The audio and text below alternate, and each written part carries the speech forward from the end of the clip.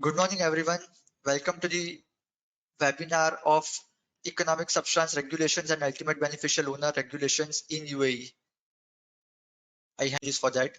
So, uh, after the opening remarks by Mr. Binit Shah, once he will join the session, I will start the briefing on the Economic Substance Regulations. Thereafter, my colleague Mr. Abhishek Panchal will summarize the Ultimate Beneficial Owner Regulations. And at the end, we'll try to take the way forward and the question and answer sessions if the time permits. So just a few rules before I start the webinar event. The session is recorded, and if there are any particular questions, you can type your questions in the chat box and we will try to address the questions at the end of the webinar.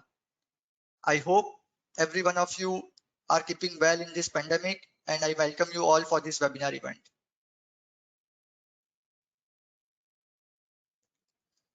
Just to introduce my team, Mr. Binit Shah is a partner in Cromac Consulting and handling the technology and the tax practice. Myself, Mr. Rushabh Vora, I am a manager for the transfer pricing and international taxation, as well as the economic substance regulations. And my colleague, Mr. Abhishek Panchal, he is a senior consultant handling the taxation part.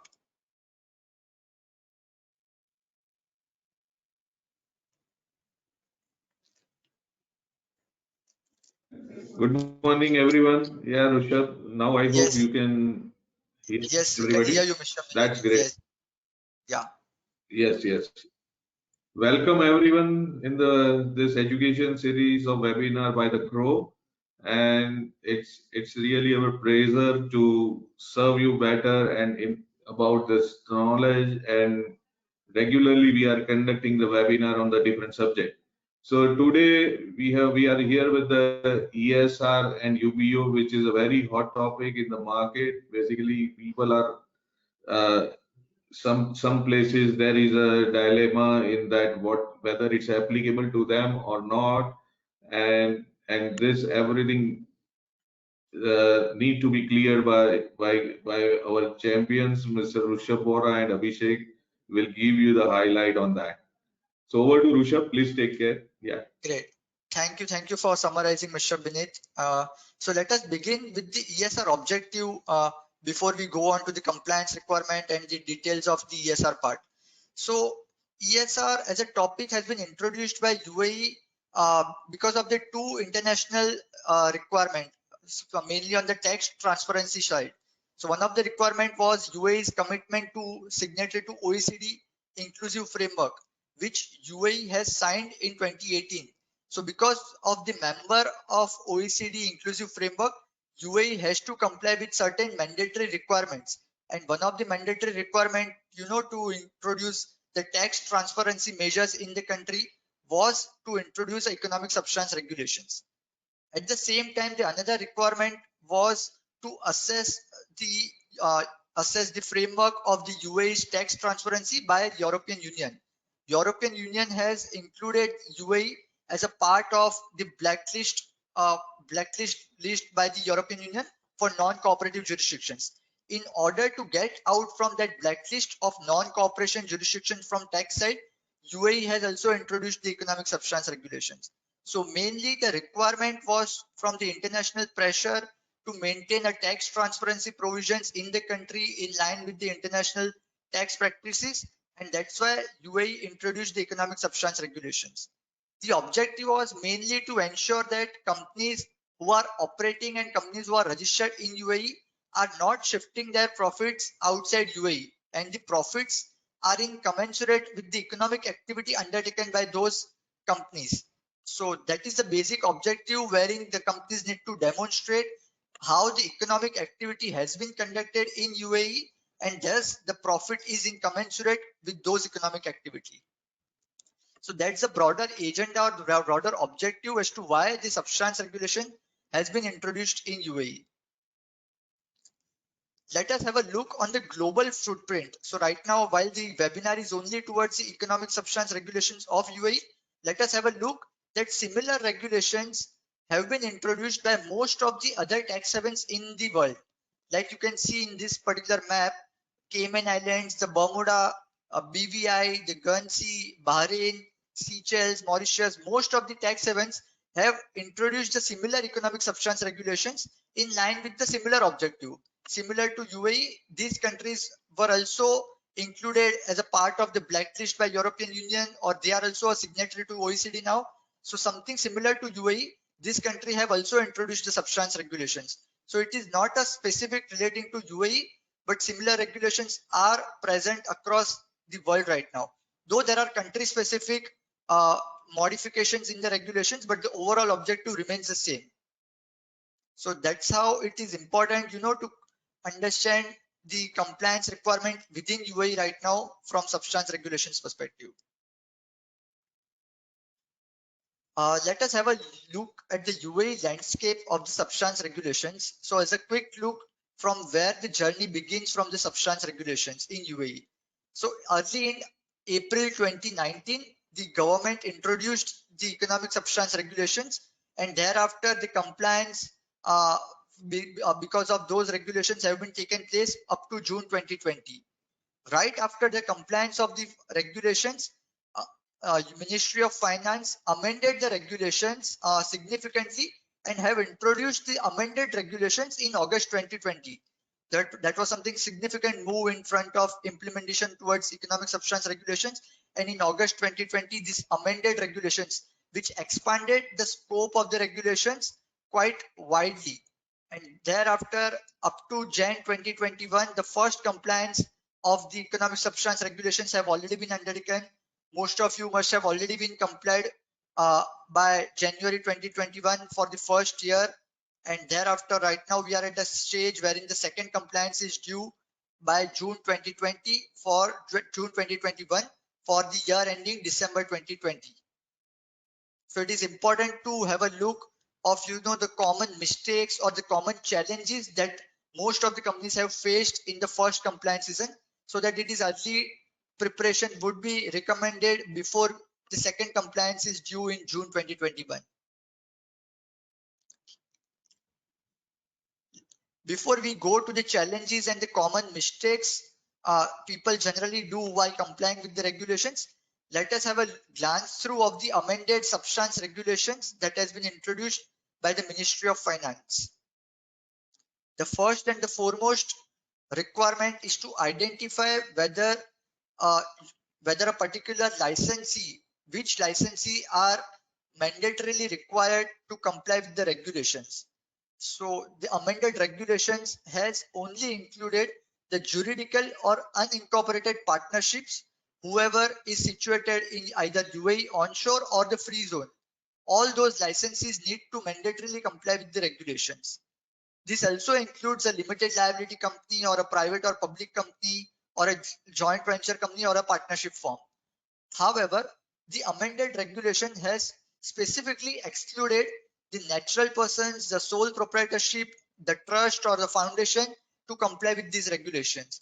It's a big relief to those natural persons and the sole proprietorships to comply with these regulations, wherein the previous regulations, the old regulations which was introduced in 2019, mandates to comply with the regulations by all these licensees.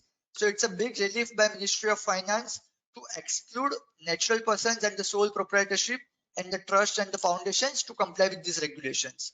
So mainly the regulations is now applicable to the corporate people like juridical or the unincorporated partnerships to comply with the regulations. Whether you are located onshore or the offshore or free zone, that is not relevant at this stage. At the same time, the amended regulations provided a certain list of the exempted licensees. Those exempted licensees, though primarily they are covered within the regulations, however, they are specifically excluded by the regulation itself to not comply with the regulations. These are a particular list of the exempted licensees who do not require to comply with the regulations. One of the exempted licensee is investment fund. Another is the tax resident who is located outside UAE. Another is the entity which are wholly owned by UAE residents and not part of the MNCs. And at the same time, they do not have a business outside UAE. These entities are not required to comply with the regulations. And at the same time, the branches who are situated outside UAE, those branches also are not required to comply with the regulations. However, while these exemptions have been provided, this relaxation has been provided, these exempted licenses need to file the notification form and also provide a list of documentation to demonstrate that they are exempt from the regulations. So this notification requirement, along with the submission of the relevant documentation to claim the exemption, is mandatorily required by these licensees before claiming the exemptions. In case the regulatory authority later feels that the documentation is not valid or it is not appropriate, those licenses may also require to comply full-fledged with the regulations. Interestingly, the old regulation has also provided exemptions to the government companies who are owned 50% or more by UAE government or the federal government. Now that particular exemption has been removed. So now, as per the amended regulations, all the government companies also who are either owned wholly by government or more than 50% by government is required to comply with the regulations. Like I mentioned, the exempted licensees need to provide a supporting documents along with the notification form mandatorily. So these are the kind of a list of those supporting documents which may be provided or which may be submitted along with the notification form. So let's say the investment fund needs to submit the statutory document, information memorandum, or the license or the registrations to claim that it is an investment fund. At the same time, any SPV or the investment holding company of investment fund is also required to submit a structure chart of the investment fund and the evidence for the investment fund which is incorporated within or outside UAE. That is also required to claim the exemptions.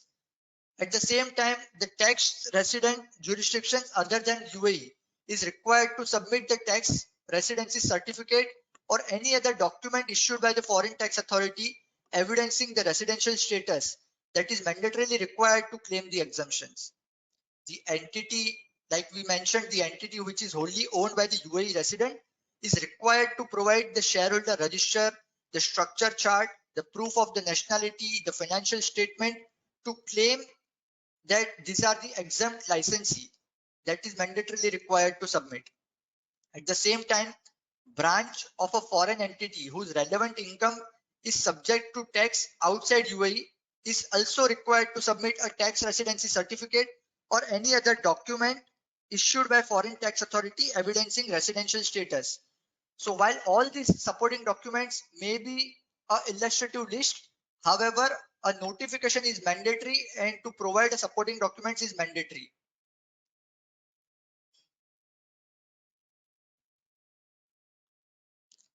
Now let us understand what is the applicability of the branches. Earlier, as per the previous regulations of economic substance, all the branches are required to separately comply with the regulations.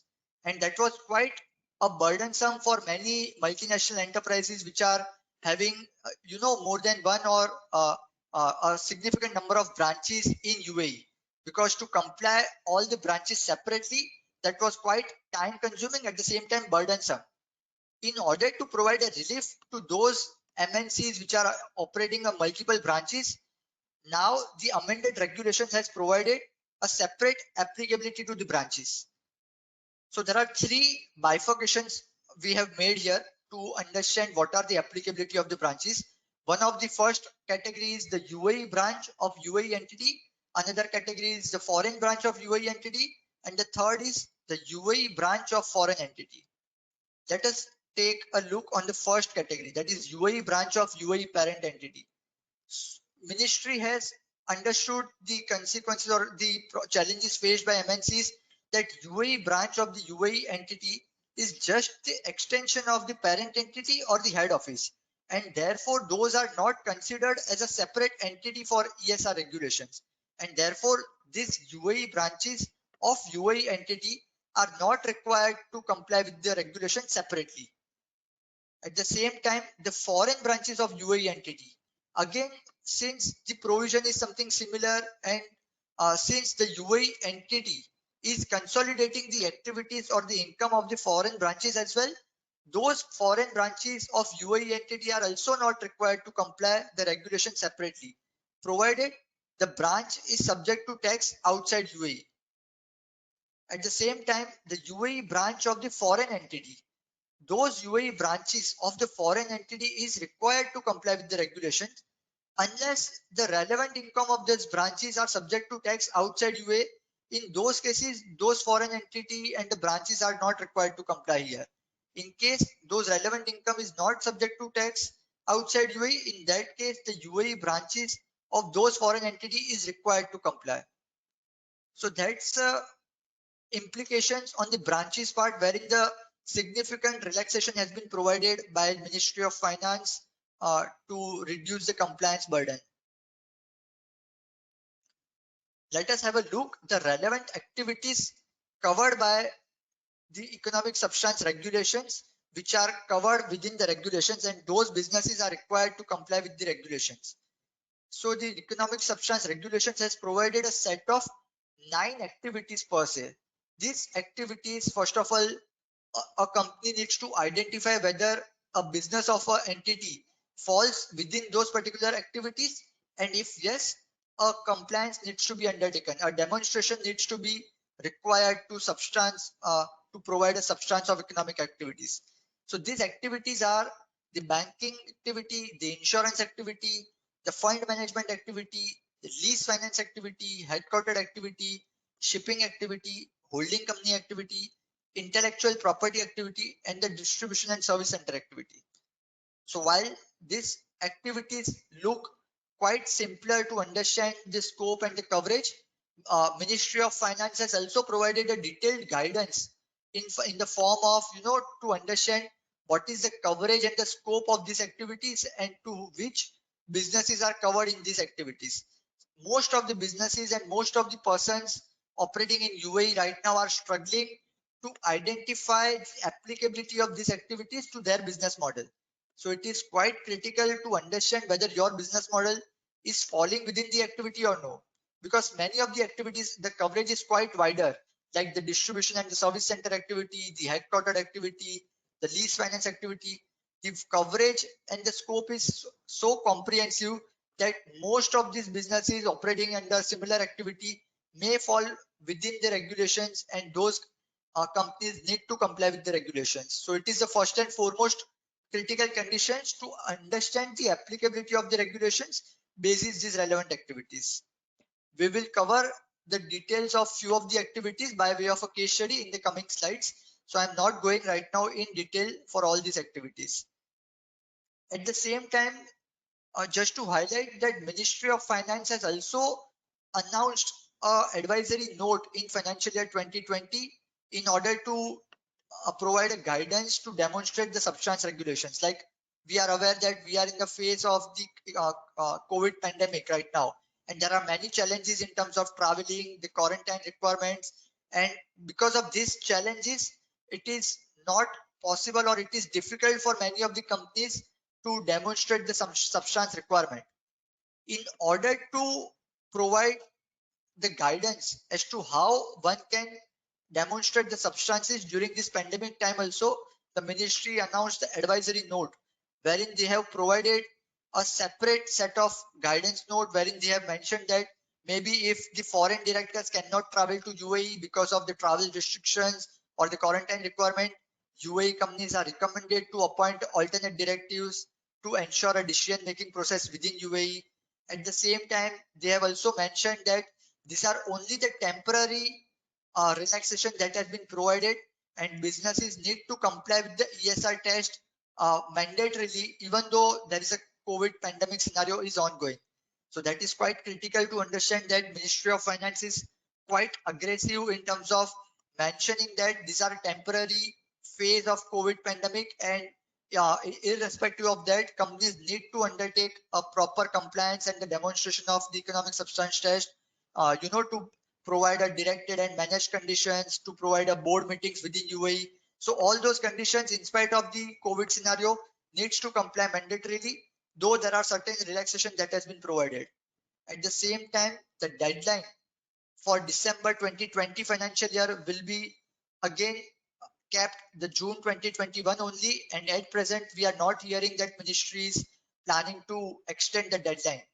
So That's where it is important to undertake the compliance and take the timely actions to avoid the penalty and the non-consequences. Let us understand what is those economic substance test which is required to comply by the companies which are covered within the regulations. So first and foremost requirement was to understand whether the regulation is applicable to your entity or no, and assuming it is applicable, now it is important to understand what are those economic substance tests which is required to be demonstrated. So prima facie there are three substance tests which is prescribed by the substance regulations. One of the tests is the core income generating activity. Second test is the directed and managed test, and the third test is adequacy test. I'm sure many of you have already complied and already understood this test while complying in the first season in the January 2021. So let us have a look at what these tests are required. So first test is the core income generating activity. This test is basically to justify the economic activity owing to the business model, owing to the relevant activities, which activities needs to be performed. For example, if you are under a distribution business, so the activity could be, the economic activity could be the importing of the raw material or the finished goods, storing requirement, exporting requirement. At the same time, if you are under a, let's say, service center activity, so possibly provision of the services, either a consultancy services or administrative services, all those actual activities relating to that particular businesses are required to be demonstrated. So these are quite critical in terms of demonstrating, because traditionally UAE being recognized as a tax haven, while most of the companies or most of the MNCs have set up a head office or set up a company in UAE. However, there are no activities undertaken, though the financial statement provides a profit or a loss or an income or expense side, but actual activities were not undertaken in the traditional scenario. So that's where it is important now to undertake those economic activities within UAE and to demonstrate that certain activities are happening in line with the profitability or income. Second, and the important requirement of substance test is the directed and managed test. Mainly this is in terms of that all the decision making process of UAE businesses are undertaken within UAE. So it is important to undertake a board meeting in UAE. There should be a quorum physically present in UAE. Minutes needs to be maintained. Again, the frequency or number of board meetings have not been prescribed in the regulations, but it depends on the level of operations and the size of the operations, and basis of the operations and the size, number of board meetings may vary. You just need to, it's a subjective test, so you just need to you should be able to justify that how many number of board meetings would be sufficient enough to operate this kind of businesses. At the same time, directors should have a necessary knowledge and expertise to take the important decision making process. All these processes are quite subjective, and the test is quite subjective, wherein one needs to demonstrate that this particular director is a technical director or a financial director, and he has a necessary knowledge or expertise to undertake a timely decision making processes. So it is important to demonstrate that UAE entity is directed and managed within UAE, and meetings have been undertaken within UAE. Adequacy test. The third and the last test is the adequacy test, wherein you have to provide or justify that employees, the assets, the expenditure are adequate enough, commensurate with the economic activity. Like I mentioned, there is no threshold has been provided. Again, it's a subjective test. What is adequacy may depend on the size and the operation of the business activity. However, it is important to justify that owing to the size and operations of the business activity, owing to the model of the business activities, this number of employees are sufficient enough to carry out operations. At the same time, the physical assets or the expenses incurred within UAE are sufficient enough to carry out these activities. So again, these are the adequacy tests which is important to justify how these are adequate enough owing to the size and the operations of the business activity.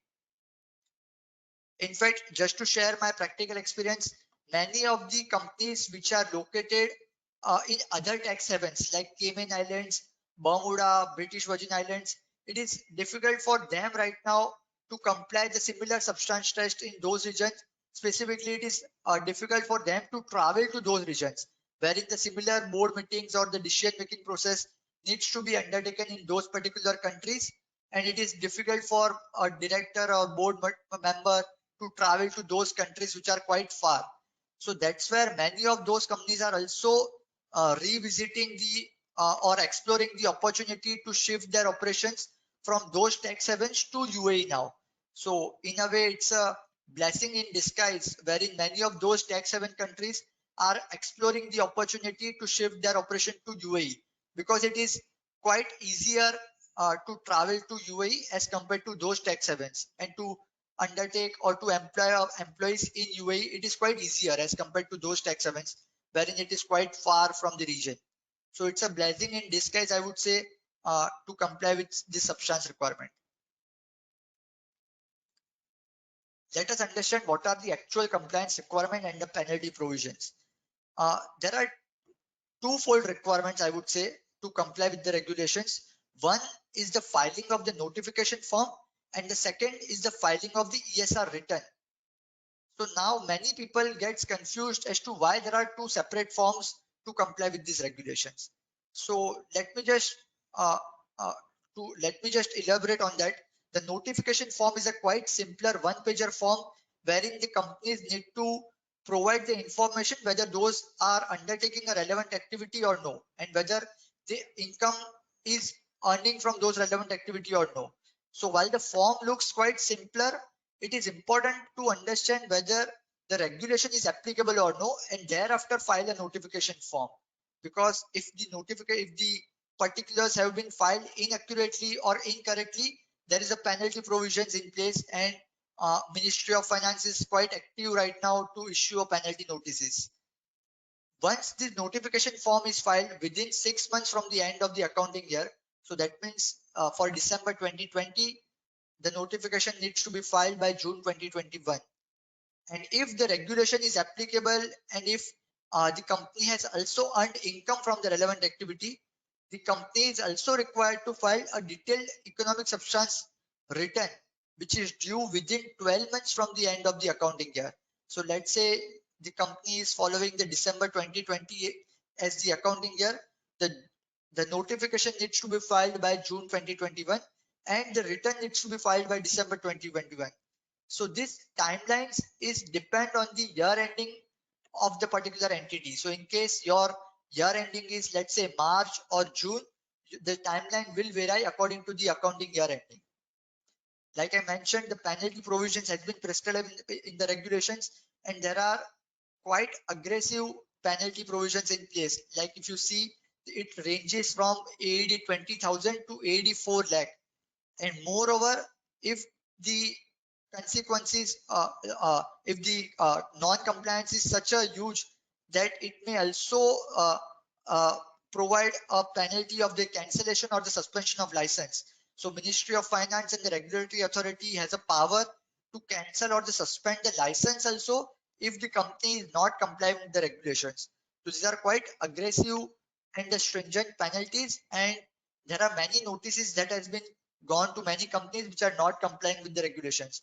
So it's better to proactively comply with these regulations and to file accurate details. That is also important. These are a broader structure of the authorities. I just thought to highlight it to you. The earlier, in the old regulations, only the regulatory authority was the major authority in place to implement the regulations. Now the amended regulation has provided a three category of the authorities. One is the competent authority, which is the Ministry of Finance, who has the right to, issue the regulations or make amendments in the regulations, operate the economic substance regulations portal, exchange information with other authorities, etc. The second is the National Assessment Authority, which is the federal tax authority that has been designated to act as a national assessment authority.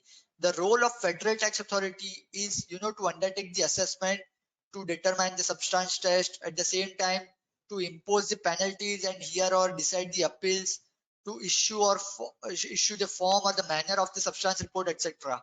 So like it's important now that Federal Tax Authority has a larger role to play, wherein earlier the role was restricted to the value-added tax regulations. Now the role has been expanded to also undertake the assessment from the substance regulations perspective. At the same time, the regulatory authorities, the companies which are situated in the different regulations, different regulatory authorities or the zones like the free zones or the commercial free zones, those regulatory authority also has a role to play in terms of, to collect or review the informations, to review the evidence or the documents for the exempted licensees and to communicate with the licenses registered with those particular zones. So these are the 3-tier authorities that has been prescribed in the regulation now. So that was a quick glance through of the regulations. Now let us understand what are the common mistakes or the challenges faced by the companies while complying in the first phase of the regulations. So many mistakes and the challenges that we observed. First and foremost, the mistake that many people has undertaken is to understand or assess whether the regulation is applicable to that entity or no. So it is imperative to to understand the scope and the coverage of the relevant activity, because as I said, the coverage is quite wider and it is comprehensive. It is important to understand whether regulation is in place. And if you have any doubt or if you have any dilemma, it is better to take the professional help to understand the scope and the coverage, because it should not happen that that at a later point of time the ministry assess that the regulation is applicable to your entity and the penalty may be levied.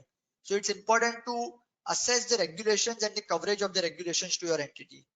At the same time, the applicability to the branch, like I mentioned, many people were confused if the branches are required to separately comply or no, but that has been now quite elaborated by the ministry.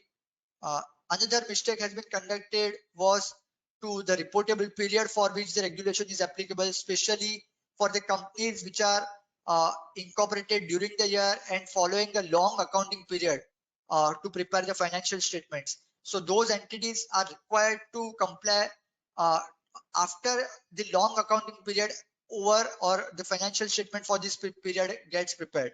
So it's important to understand what could be the scenario wherein the long accounting period financial statement has been prepared and for the reportable period for those particular entities. Again, the full-time average employees that has been prescribed within the regulations and the manner has been prescribed, more importantly, to understand how to compute that full-time employees to demonstrate the adequacy test. So it's important to compute the average full-time employees basis the manner prescribed in the regulation and the guidance note. At the same time, if the entity is conducting a multiple activity, let's say a distribution activity or a service center activity, in that case, it's important to prepare, segmental informations. So maybe in the financial statement, it is not prepared, but it's important to prepare those segmental statements to comply with the regulations. At the same time, exemptions requirement, like I mentioned, it's important to, to submit a relevant document to claim the exemptions. Otherwise, the detailed regulations needs to be complied with. At the same time, there is a button on the website that is amendment in notification or report. Many of the companies or personnel have by mistakenly clicked the button of the amendment, and because of clicking this button, they have a right to amend the notification or the report which has been filed previously. However, while you amend this notification or report form, Ministry of Finance has also issued a penalty notices as to why you are amending this notification or report now. So it's important to not press this button and unless and until it is required. And these are the typical challenges or the mistakes which has been faced by most of the licenses in UAE. Let us quickly understand few case studies to understand the coverage of the regulations. Firstly is the distribution activity. Like UAE has been traditionally recognized as a distribution hub, especially in the Middle East region. It is important to understand the coverage of the activity. So now the coverage has been quite wider for the distribution activity, in the first example, if you see, the UAE distributor entity is purchasing goods from the USA parent entity, and thereafter it is reselling those finished goods to the third party entity, which is either inside or outside UAE. So now the scope has been expanded to include even if you are distributing those goods within UAE or outside UAE, which was not the case in the previous regulations. At the same time, in the second scenario, if the distributor of UAE is purchasing goods from the USA parent entity and thereafter selling the goods to third party entity, however, the goods have been shipped directly from USA to third party entities, which is outside UAE. So it's operating on the bill to ship to model, I would say, wherein the goods are not imported within the boundary of UAE. It's directly going from outside UAE to UAE. Even in those cases, the regulations will attract and the substance requirement needs to be complied with. It's quite important to understand this kind of arrangement because it's very general arrangement, especially for the distribution business model. Again, the service center activity, the scope of service center activity is quite wider to include all the services, wherein for this example, the UAE subsidiary entity is providing a services to its UK parent entity, so that UK parent entity can in terms provide services to the KSA third party entity. So prima facie, UK parent entity is entering into the agreement with the third party and it is taking support from the UAE subsidiary entity to provide the services to the end customers. So now whenever the UAE entity is providing any type of services like a technical services, administrative services or consultancy services, those services are provided to a foreign connected persons. In those cases, the service center activity will fall into the picture.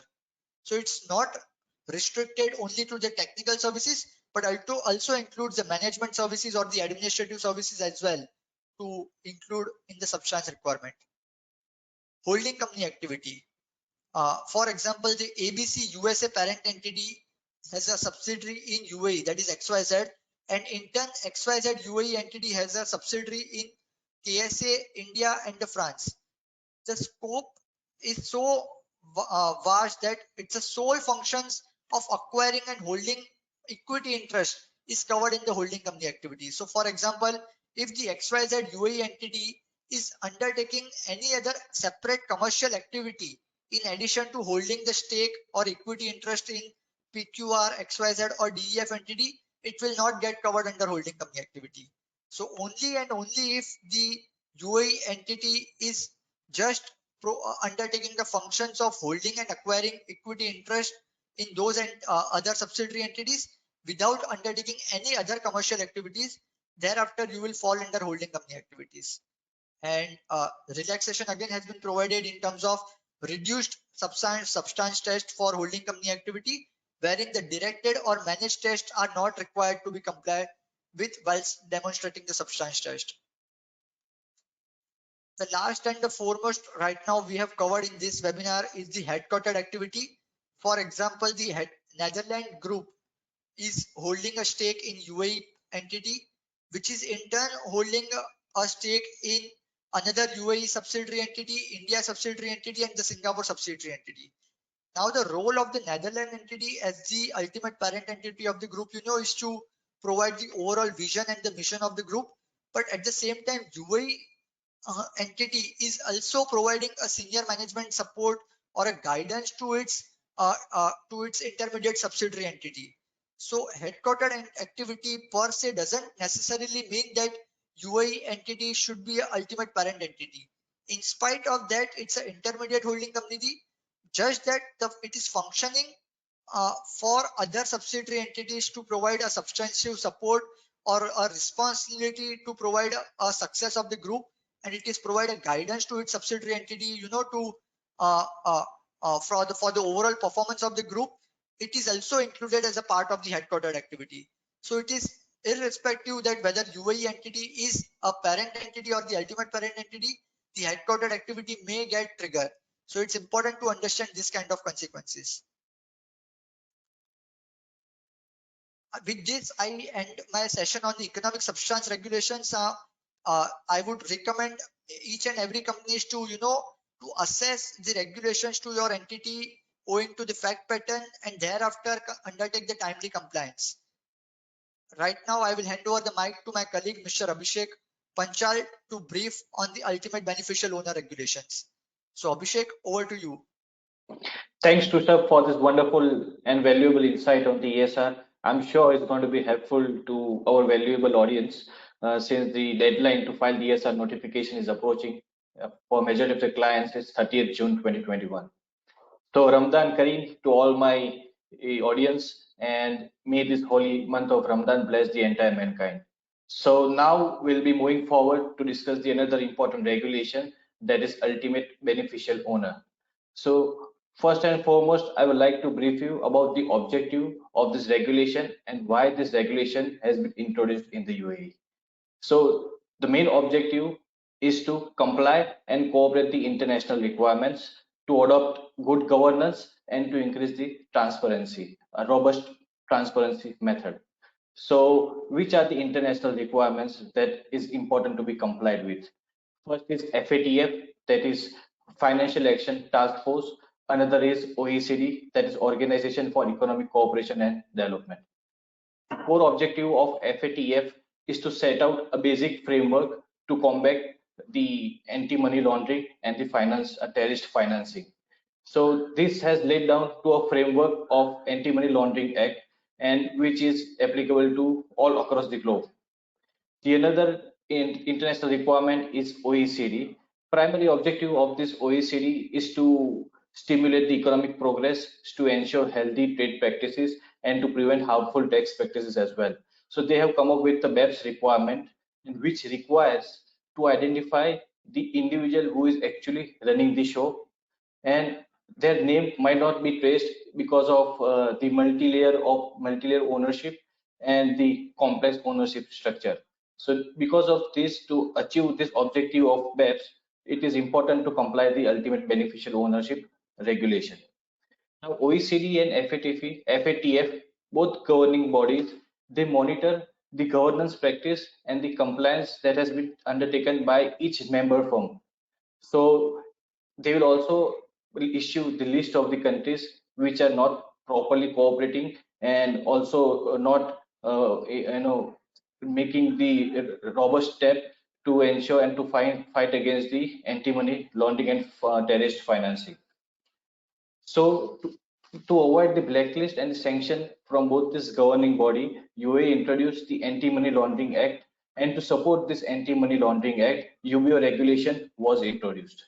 So UBO regulation was introduced in early 2020, if you can see in the presentation, which was then revised in the end of August 2020. As for the regulation, the compliance need to be done within 60 days of the promulgation of this regulation, which is coming to 27th October 2020. So each registrar or licensing authority has come up with the different and separate deadlines to comply and to declare the UBO. So as of now, it is very important to comply the ultimate beneficial declaration as soon as possible, because Ministry of Economic Development and certain other licensing authority have yet not take the strict action, but it is possible that they may start issuing the deadline, and they may start taking the action for this. So now we'll be moving to the next presentation, that is the applicability and coverage of UBO. The UBO is applicable to all the licensee or the legal person in the UAE, including the commercial free zone, and the exemption are given to the companies wholly owned by the local or federal government, or any other companies wholly owned by such companies. And this commercial free zone does not include the financial free zone, which includes the DIFC and ADGM. Can we move on to next slide, please? Yes. So the process of UBO compliance. So the first step to comply the UBO is to identify who is the ultimate beneficial owner and the nominee director.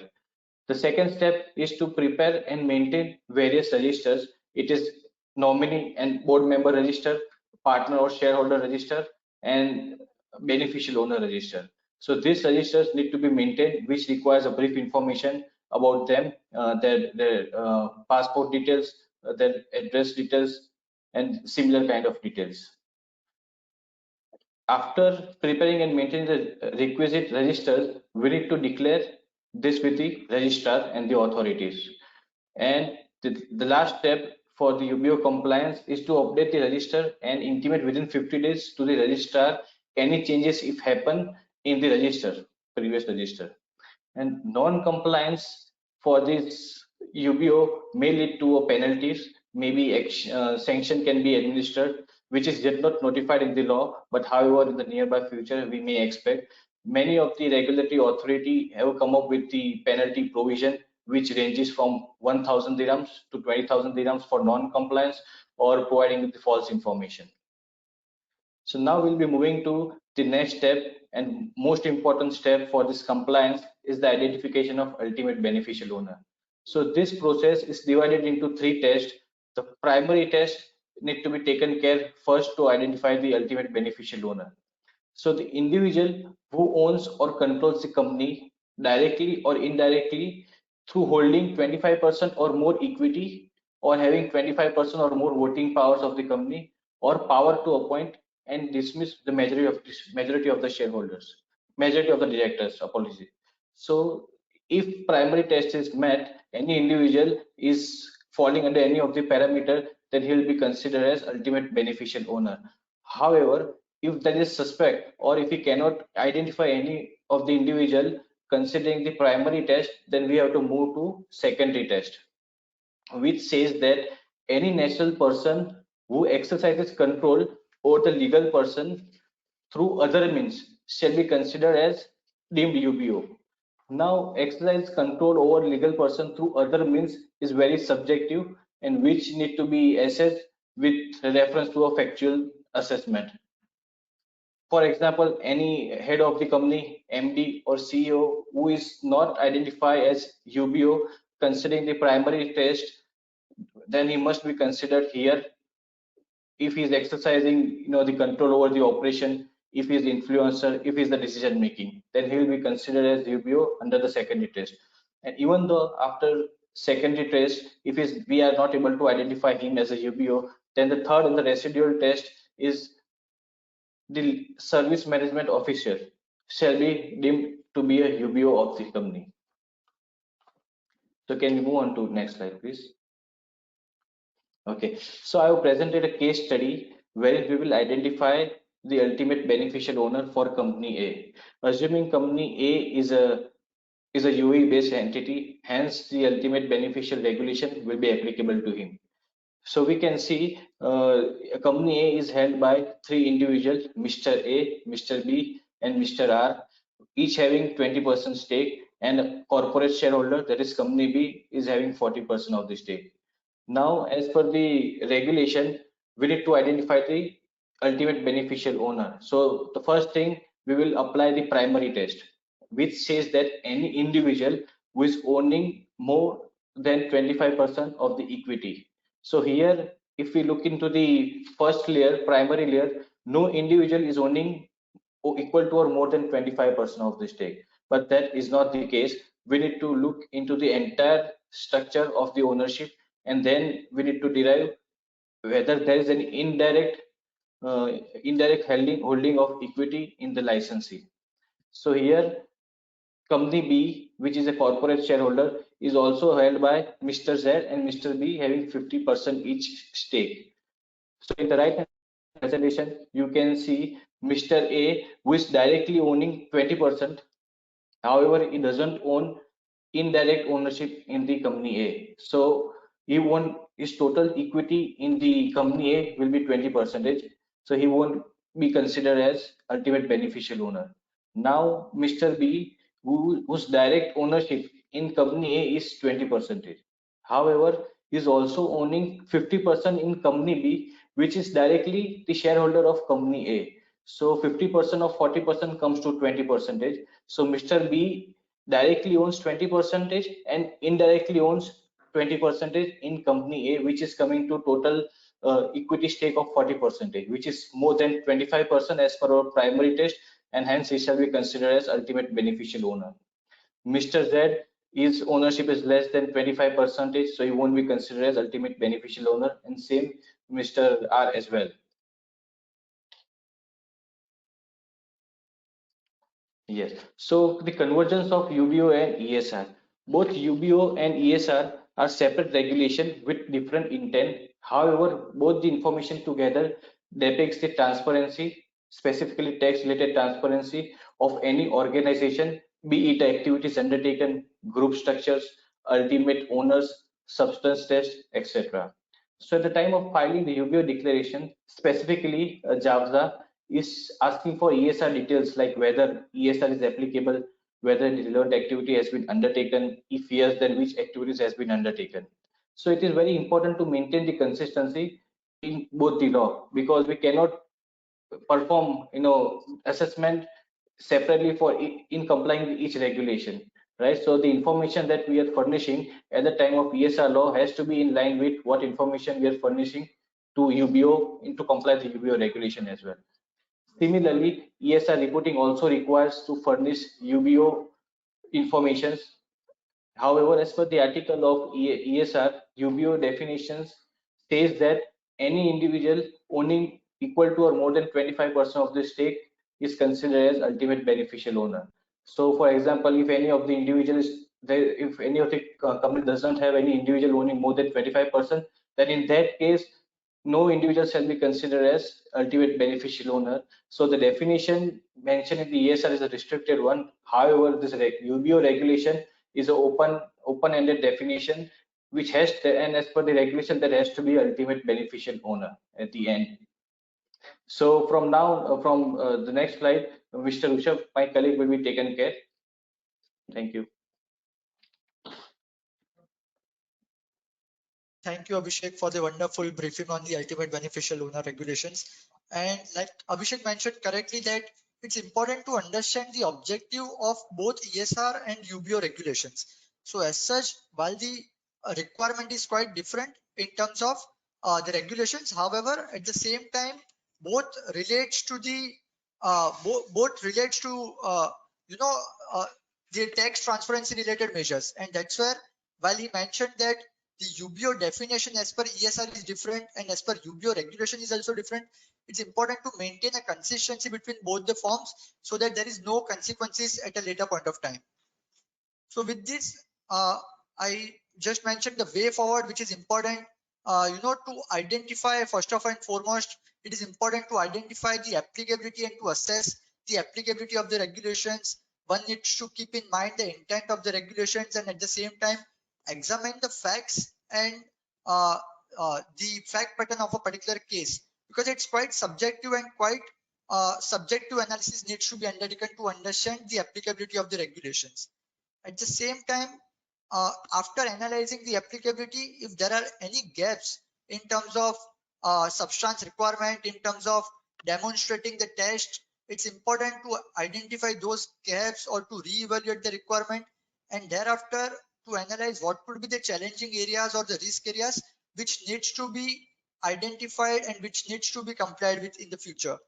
So it's important to implement all those challenge areas or to fill up those gaps to undertake the compliance in appropriate manner, so to avoid the challenges at the future level and to realign the contracts vis-a-vis conduits. So the requirement is it's a substance over form requirement. So it should not be only the form which needs to be seen here, but the substance needs to be seen here, keeping in mind the objective of the regulations. So in that manner, all the contracts, the agreements needs to be aligned with the conduit, because many a time it happens that the contractual agreement or the agreement or the arrangement mentions a theoretical part which is actually not happening, and which is quite many times it's quite older, and right now the activity or the conduit is quite different. So it's important to realign those contracts and the conduct, and at the end to comply with the ESR and the UBO regulations on timely manner. And again, important to file a correct and accurate details, because the inaccurate details also may entail the penalty provisions or the cancellation of the license. So at the end, I would also say that just plan today to be compliant with the regulations to avoid the challenges at a future level. So it's important to plan and implement today. And if you have any issues or if you have any dilemma in terms of applicability and undertaking this substance requirement, take the professional help to avoid the challenges in future.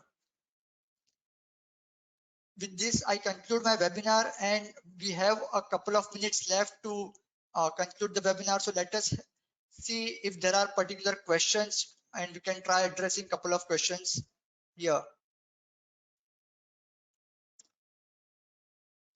One of the question is that core income generating activity be provided in whole or in part by a contracted local third party provider. So it's important that regulation has provided a requirement to have a third party outsourcing service provider also in order to to support the demonstration test. But however, the core income generating activity may not be outsourced to a third party outsourced service provider, and it's important to analyze the fact pattern and thereafter to understand if those outsourcing service provider activity can be utilized as a part of the substance requirement. Another question relates to the distribution activity, wherein the question is whether the distribution activity is applicable if the goods are not imported within UAE. Like I mentioned, the scope and the coverage is quite wider, and if you purchase the goods from your foreign connected persons which is outside UAE, in spite of those goods are not coming within the boundary of UAE, and those are directly exported to a third party, whether that third party is located inside UAE or outside UAE, the distribution activity may trigger in this particular fact pattern, and therefore the compliance needs to be undertaken on timely manner. Another question relates to differentiate the notification form and the substance requirement form. Like I mentioned, this is a typical confusion or the mistakes by many of the companies to understand the different objective of the notification form and the economic substance reporting form. So like I mentioned, the notification form is a much simpler form which only provides information whether your entity is undertaking the relevant activity or no, and whether any income is earned from that relevant activity. However, if that is true and that is applicable in this particular fact pattern, thereafter a detailed substance requirement form needs to be filed within 12 months from the end of the accounting year to demonstrate those substance tests which we analyzed in the previous slides. And those are a detailed form which needs to be filed with the authority on timely manner. So with this, I conclude my webinar here, and if there are any other questions, we will try to address separately. And if you have any other questions, you can reach out to me or Abhishek or any other persons from Crow who can identify and assess you the true requirement. So with this, I end my session, and thank you everyone to have a presence in this particular webinar. Thank you.